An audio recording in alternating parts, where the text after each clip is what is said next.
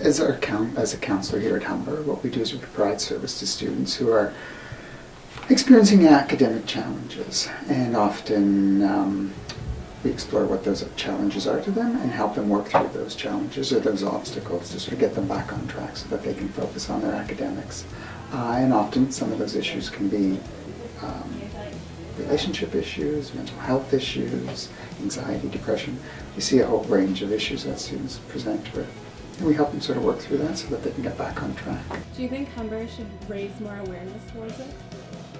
Yes, in the same breath, it's hard to because everyone's absorbed in their program. So unless you have a direct connection with someone who has a mental health issue, it's hard to understand because you don't have a personal connection. When you do, then it's easier to get over the stereotypes that you have about certain issues. Why do you think there is a stigma around mental health?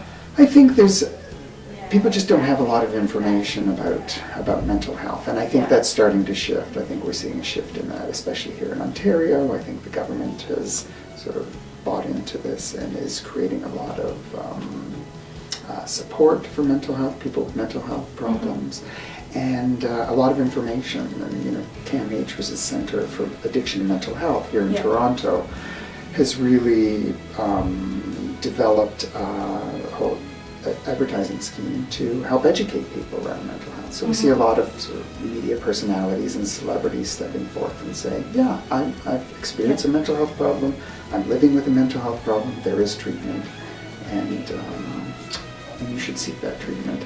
And so I think stigma is based in a lack of information, and so if people have more information about mental health and mental health problems, then they're more likely to understand it. I think we're more accepting of people with physical health problems. Somebody has a broken arm, somebody has a illness, a chronic illness that they're struggling with. People are more understanding, people are more willing to help them. But somebody who might have a mental health problem, people say, oh, they just need to get it together, or they just need to work harder, or so there really isn't a lot of validation or respect or understanding. And again, I think that comes from lack of information, lack of understanding. Yeah.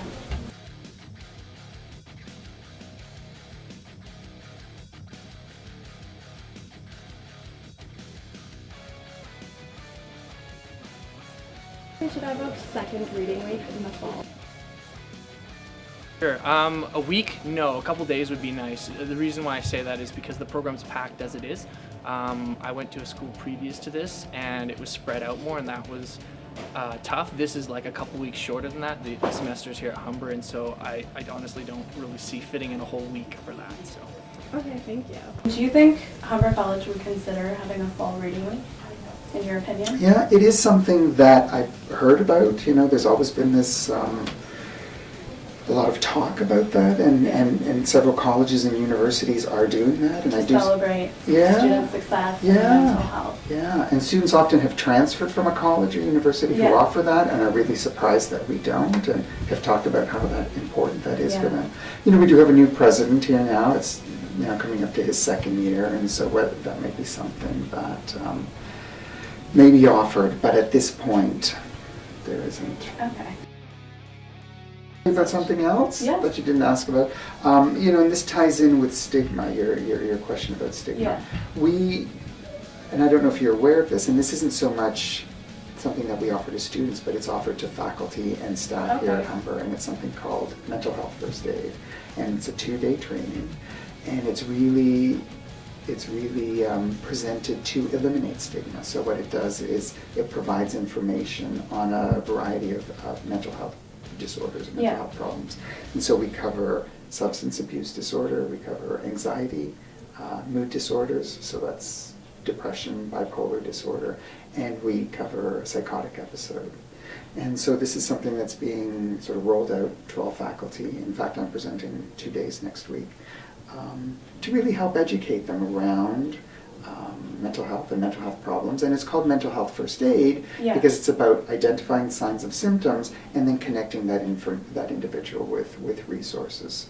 So it really is about destigmatizing mental health by providing information to people, and then also providing information to them on how they can support these individuals.